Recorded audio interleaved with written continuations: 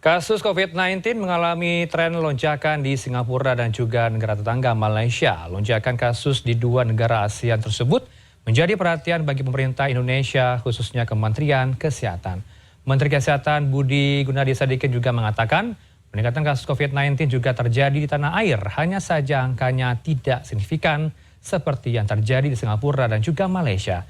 Kita bahas malam hari ini bersama dengan Profesor Zubairi Jurban, anggota Dewan Pertimbangan PBID. Selamat malam. Assalamualaikum. Salam sehat, Prof.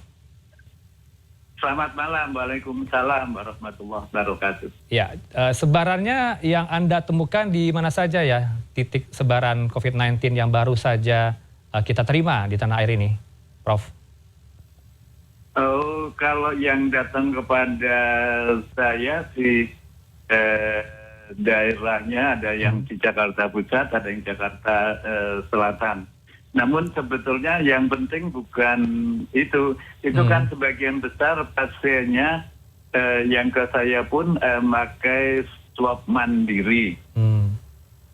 Berarti juga tidak masuk ke laporan. Jadi intinya adalah mungkin sekali di kita jumlah kasusnya lebih banyak dari yang ada dilaporkan ke Kementerian Kesehatan. Hanya memang benar kita tidak perlu terlalu khawatir karena gejalanya ringan dan dari yang dua kasus dari 4 kasus yang ke saya itu, yang 2 juga sudah sembuh, sudah normal.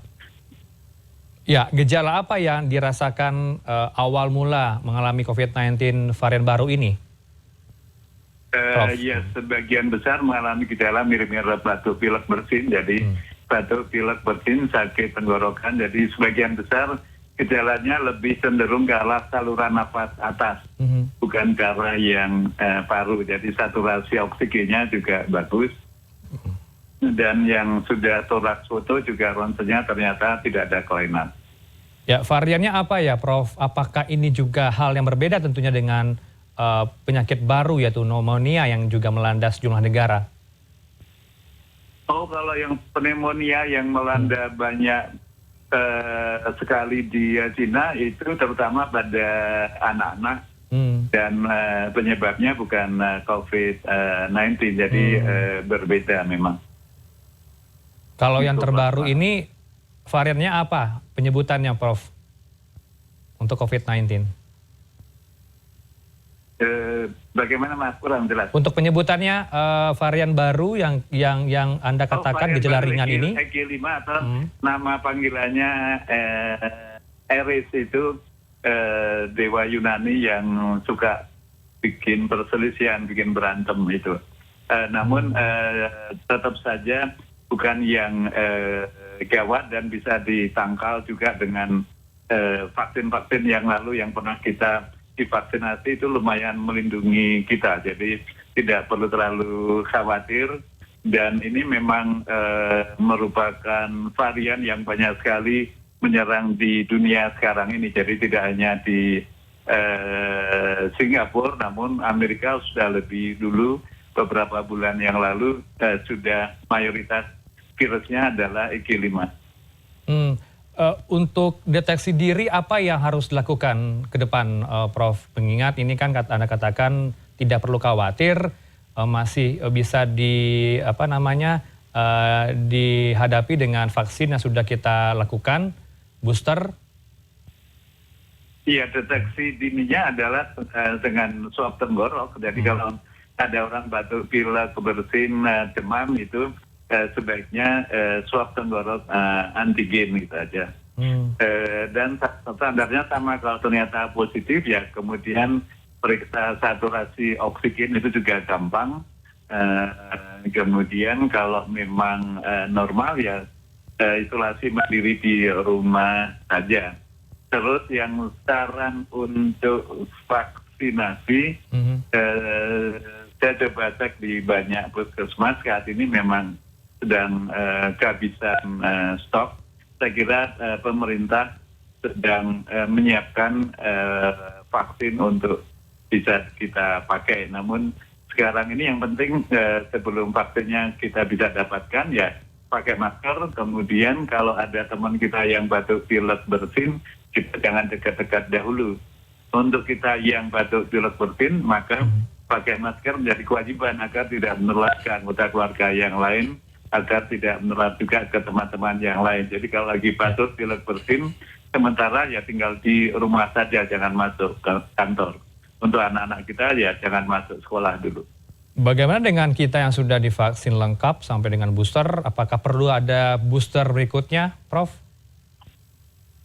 Iya, kelihatannya kita dari beberapa kajian jangka panjang kelihatannya kita memang perlu booster berikutnya. Baik, ini kan sudah akan memasuki musim libur Natal dan juga Tahun Baru. Potensi lonjakan kasus akan seperti apa, Prof? Kalaulah Anda katakan ini tidak perlu dikhawatirkan. Iya, itu benar sekali. Menjelang tahun baru memang kita banyak sekali bepergian. Nah, dalam hal ini ya sama seperti yang lalu disarankan, kalau memang harus bepergian harus selalu pakai masker, Kemudian kalau kita lagi batuk pilek ya batalkan bepergiannya, karena ada kemungkinan kita tertular menularkan. Jadi kalau juga pengen banget bepergian ya harus swab tenggorok. Baik, kalau Menkes kan mengatakan kalau status Indonesia masih terkendali, ini beda dengan Singapura dan juga Malaysia. Mereka sudah 2 kali lipat, 50% kenaikan pada minggu ini. Apa yang harus dilakukan oleh pemerintah bersama warga setempat, kita semua, agar kasus masih tetap terkendali, Prof? Iya, jadi karena Singapura juga sudah per minggu 22.000, kemudian Malaysia naik 57%, saya kira wajar kalau kita bikin surveillance lebih baik dan bikin ya besaran masalahnya harus kita kaji lebih rinci. Jadi karena sekarang cukup banyak tes mandiri, maka mungkin mulai perlu kali dihimbau bahwa yang tes mandiri kalau positif juga perlu ada hotline, nomor telepon yang bisa dihubungi untuk sekedar lapor bahwa positif, supaya kita tahu besaran masalahnya lebih rinci. Jadi sekali lagi memang ada kenaikan dan negara tetangga kita kenaikannya luar biasa tinggi. Panik karena angka kematian amat sangat rendah. Kemungkinan untuk meninggal karena COVID sekarang ini amat sangat sedikit. Jadi tidak perlu panik, tapi tentu kita perlu waspada. Dan dalam hal ini untuk tesnya, karena sekarang mulai agak sulit mendapatkan untuk vaksinnya sementara ini, jadi saya kira pemerintah juga sudah akan berusaha banget untuk segera menyiapkan vaksin-vaksin untuk segera dibagikan kembali ke puskesmas. Jadi intinya begitu nanti sudah tersedia harus segera vaksinasi. Amat disarankan untuk vaksinasi ulang, untuk booster ulang. Baik, ada himbauan dari Anda untuk booster ulang jika memang Vaskes sudah menyediakan vaksin tadi ya dari pemerintah di masing-masing puskesmas atau Vaskes. Begitu ya, Prof, dan diimbau bagi mereka yang tengah flu, batuk. Ini karena sebelum tersedia, jadi yang paling lebih penting adalah masker. Masker